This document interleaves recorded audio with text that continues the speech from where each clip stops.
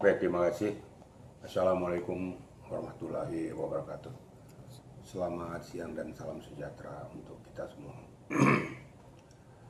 Saya jawab dengan satu-satu ya.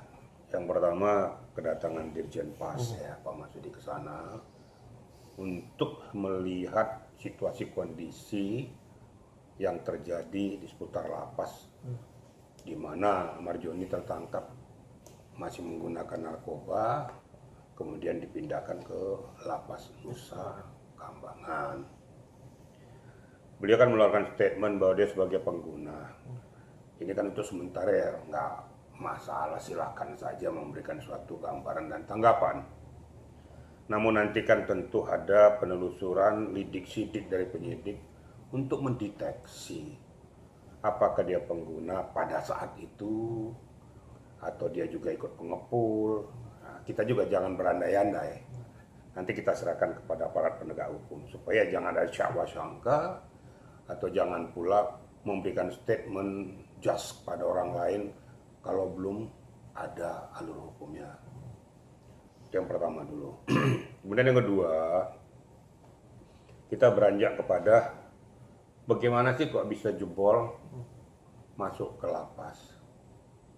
Padahal kita tahu namanya kunjungan ke sana itu pengawasan ketat. Ya, saya bisa bilang seorang jenderal digeledah loh. Saya tinggalkan surat KTP saya, kemudian ada infra merahnya, hanya mungkin kena sungkan aja dah untuk menggeledah saya karena dia tahu saya siapa. Tapi kan tetap aja yang lain digeledah semua. Gitu. Berarti kan super ketat. Nah, yang selanjutnya pada saat makan kan yang siapkan kan dari lapas. Berarti kan dicek and recheck dulu pada saat makan itu. Atau kalau ada kunjungan atau mengantarkan makanan dari luar atau keluarganya kan diperiksa terlebih dahulu. Baik higienisnya ataupun barang-barang yang berbahaya ataupun barang-barang yang berkaitan dengan tindak pidana diperiksa tuh semua baru diserahkan kepada yang bersangkutan. Tapi faktanya bisa jebol, bisa lolos, ada apa ini? Ini yang kiranya yang perlu kita telusuri ya, agar dari petugas baik dari lapas sendiri maupun bekerja sama dengan pihak kepolisian untuk menyelidiki permasalahan ini. Sehingga ketahuan benang merahnya adakah keterlibatan daripada para petugas yang ada di sana. Saya katakan oknum ya. Nah, tapi kalau saya katakan nggak ada yang terlibat, ya omong kosong juga. Karena faktanya memang beredar di sana, berjalan dan dipergunakan orang. Nah ini yang perlu ditelusuri. Tapi kita jangan suzon dulu, biarkanlah aparat penegak hukum bekerja secara maksimal. Dan bekerja sama dengan petugas lapas, yaitu dari Linpas ya. Nanti akan memberikan fasilitasi agar semuanya berjalan dengan baik. Kalau seandainya petugas dari lapas itu ada yang terlibat dalam peredaran tersebut atau memasukkan ke dalam, itu harus diambil langkah tindakan tegas. Jangan tedeng-aling-aling. Itu ya. Kemudian saya kupas satu-satu aja ya biar kita paham semua. Kemudian banyak bertanya netizen, kenapa harus ke Nusa Kambangan kan gitu. Nah, saya jawabnya kan gampang. Mau di Nusa Kambangan, mau di Papua, mau di Sumut, mau di Sukamiskin, itu kan masih dalam lingkup kewenangan daripada Direktorat Jenderal PAS. Mau di mana aja bisa. Mungkin aja kena di Cipinang penuh, dipindahkan ke Salemba di titik. Bisa-bisa saja kan itu hak kewenangan dari PAS. Nah, setelah pindahkan, sampaikan pada keluarganya, itu saudaramu sudah berada di sini. Kalau kamu mau kunjungan atau mau apa segala macam, ya ke sini. Karena kan dia dalam hidupnya sudah dalam kewenangan pengawasan daripada PAS pemasyarakatan. Ini nggak ada yang aneh, nggak ada yang janggal. Jangan orang berpikir karena mentang-mentang Nusa Kambangan, wah ini berarti sudah berat. Masalah kriteria berat atau tidaknya tergantung kita menilai. Itu kira-kira ya. Pak, tapi ini juga ada hubungannya juga terkait adanya pemblokiran aplikasi Zangi. Itu berarti selain kedetek lewat razia yang di kamarnya Amar dari aplikasi penggunaan, berarti kedetek juga dong Pak, Amar menggunakan HP di dalam lapas. Pasti. Kan ini kan keterangan aja dari Dokter Kamelia kepada Reza Indragiri itu. Dia sering ganti-ganti HP. Itu HP siapa itu? Apa tidak ada verifikasi di lapas? Dan apapun pembicaraan dengan nomor-nomor itu akan kedetek dari dikti itu. Nah, dimohonkan dengan ini turunnya untuk memverifikasi, melihat alirannya kemana. Siapa pengguna HP-HP tersebut. Nah, seperti pernah saya terangkan terdahulu, dengan ketahuan siapa pengguna HP-nya, akan ketahuan pula jati diri mereka. Kan itu. Dengan ketahuan jati diri mereka akan ketahuan kapasitas kerjaannya, apakah perilakunya sehari-hari, hubungannya kemana-mana saja, nanti untuk bisa menggap kemana larinya peredaran narkoba ini. Apakah hanya ke lapas saja, mungkin tempat yang lain. Tapi tadi kan kedetek nanti.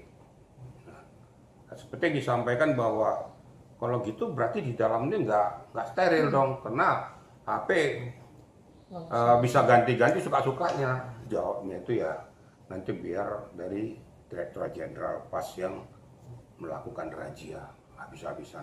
Kalau seandainya nanti ada dari para tersangka atau terdakwa atau narapidana yang ada di lapas itu menginformasikan bahwa ini berarti dipinjam dari anggota lapas, ya harus ada tindakan tegas.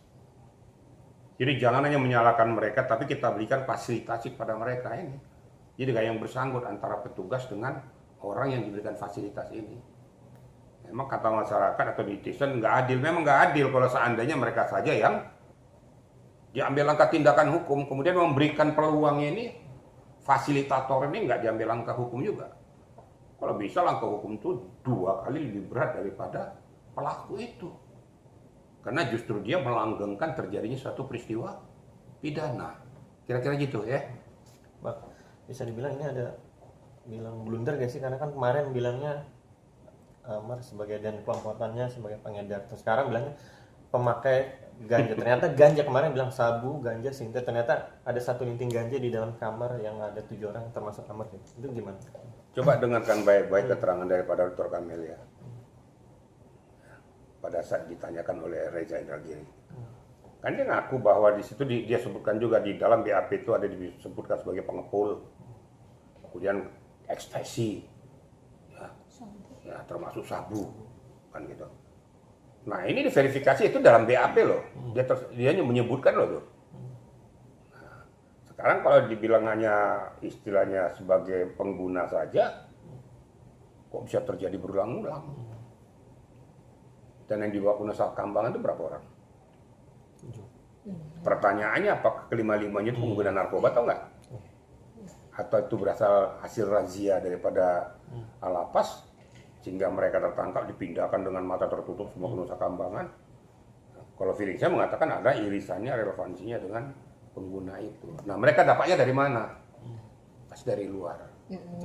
Nah dari luar bisa masuk ke mana? Ke dalam itu dari siapa? Ngomong kosong kalau tidak ada fasilitator di dalam. Kesimpulannya, saya tidak menjas orang, saya menduga ada orang dalam yang terlibat di dalam melanggengkan peristiwa ini.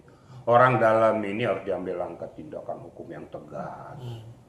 Jangan hanya menyalahkan, namanya mereka pengguna ya, orang kan namanya terhalusinasi, dikasih lagi ya diambil sama dia. Pernah nggak dengar gara-gara dia tuh menggunakan sabu sudah fly dia tuh, kalau seorang wanita tuh dia rela untuk, mohon maaf sebelum itu, rela untuk diajak berhubungan hanya untuk itu. Itulah bahaya yang ngerinya narkoba itu. Nah sekarang mereka diiming-imingi, kok mau enggak? Ini ada ini, dibeli harga tinggi juga mau. Nah, ini yang perlu ditelusuri, jadi jangan hanya satu pihak, 2 pihak, harus diadakan pembersihan. Sehingga adil semuanya, gitu loh. Jadi masyarakat mengatakan, kita dengarkan juga, ada benarnya. Nah, ditanyakan juga, Pak, kenapa para narkoba saja, para koruptor itu kenapa nggak di ini kan? Kan jawab, saya udah jawab itu. Saya kan nggak bisa bilang bahwa mereka harus dilakukan perlakuan yang sama, hukumnya sama. Tapi kalau ditanya, kalau menurut Bapak gimana? Menurut saya semuanya hukuman mati aja. Kan gampang kan? Tapi kalau dibilang sebaiknya gimana Pak? Wah, saya bukan hakim ya, saya bukan jaksanya. Tapi kalau saya sebagai hakim yang memutus pada situ, nggak ada lagi selain hukuman mati. Tak, apalagi dia sebagai pengedar. Putuskan mata rantai itu. Apakah yang membela masalah narkoba ini sadar nggak bahwa itu sudah menghancurkan para generasi muda bangsa?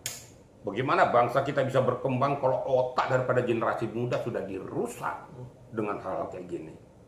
Harus kita bersepakat semuanya. Jangan mentang-mentang ada hubungan saudara, kena dekat, kena hati segala macam. Kalau orang kemudian membela yang salah, itu yang saya kurang sependapat. Ya. Apa rela kalau keluargamu nanti terlibat, terjangkit narkoba itu kena mentang-mentang ini kok kenal, kasih keringanan, rehabilitasi aja udah berkali-kali rehabilitasi terus. Terus kapan tobatnya? Sekali lagi saya katakan saya tidak pernah kenal dia, siapapun itu. Saya tidak kenal dengan pelaku-pelaku ini semua. Saya juga nggak membenci mereka, juga nggak menjas mereka, dan saya tidak juga mau bela. Karena memang faktanya bahwa ini adalah embrio-embrio penghancur generasi muda. Lihat di Argentina. Banyak tuh anak-anak muda yang hancur akibatnya pergaulan bebas. Mengerikan kalau kalian lihat di luar negeri tuh, di daerah Amerika Selatan tuh. Terjadi pergaulan bebas laki-laki sama laki-laki, ya, perempuan sama perempuan. Didahului oleh apa? Didahului dengan kayak ginian ini. Akhirnya menghalalkan segala cara.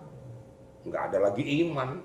Nah, kita sebagai bangsa Indonesia yang terkenal ya bahwa kita ini adalah negara religius, kita sama-sama menjaga itu. Itu kira-kira media ya. Pak, terkait Dokter Camelia ini yang mengaku sebagai pacarnya ya. Itu pertanyaan saya itu mendalam tuh. Mengaku sebagai pacarnya, ya dia mengeluarkan statement seperti kayak gitu.